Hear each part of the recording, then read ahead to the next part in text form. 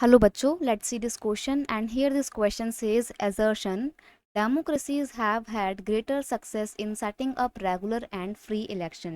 जो डेमोक्रेसी है उसको काफ़ी सक्सेस मिली है free and regular election conduct करवाने में। देखो फ्री इलेक्शन का मतलब होता है कि जो भी लोग वोट डालने आ रहे हैं उनके ऊपर कोई जोर ज़बरदस्ती ना हो कि आपको इसी पर्टिकुलर पर्सन को वोट देना है। वो अपनी फ्री विल के साथ किसी को भी वोट दे सकते हैं, ऐसे इलेक्शन होते हैं फ्री।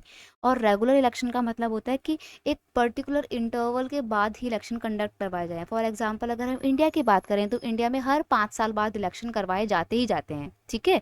तो इंडिया में डेमोक्रेसी है और डेमोक्रेसी में रेगुलर बेस पर फ्री इलेक्शन कंडक्ट करवाए जाते हैं और उसमें डेमोक्रेसी सक्सेसफुल हुई है।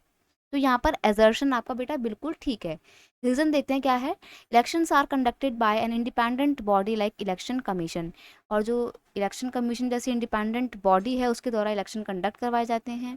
अब देखते हैं आपके ऑप्शन क्या क्या हैं। Both assertion and reason are true and the reason is correct explanation of assertion.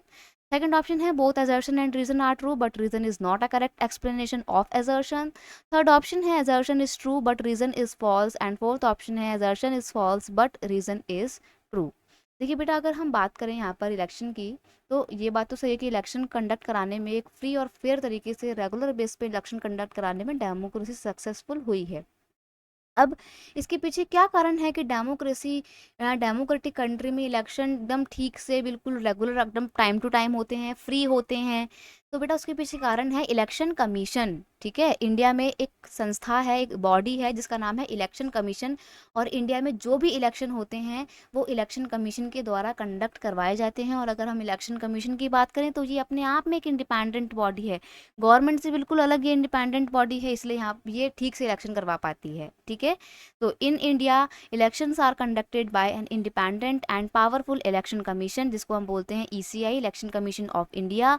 और पता है ये इतना पावरफुल है जैसे कि जुडिशरी बिल्कुल एकदम इंडिपेंडेंट बॉडी है, सरकार से बिल्कुल अलग थलग और एक पावरफुल बॉडी है, वैसे ही इलेक्शन कमीशन भी एक पावरफुल बॉडी है। ठीक है, it enjoy the same kind of independence that the judiciary enjoy. इसके पास भी सेम उतनी ही पावर है या ये उतने ही तरीके से अपने इंडिपेंडेंटली अपनी पावर को इंजॉय कर पाता है जैसे जुडिशरी करता है। तो यहाँ पर हम कह सकते हैं कि क्योंकि इलेक्शन कमीशन एक इंडिपेंडेंट बॉडी है, that is why regular election होते हैं डेमोक्रेटिक कंट्री में और फ्री इलेक्शन होते हैं। तो यहाँ पर हम देखते हैं हमारा assertion and reason both are true and the reason is correct explanation of assertion, that is why option 1 is your correct answer. ठीक है, ऑप्शन 1 आपका सही आंसर है। I hope you understood it well. Best of luck.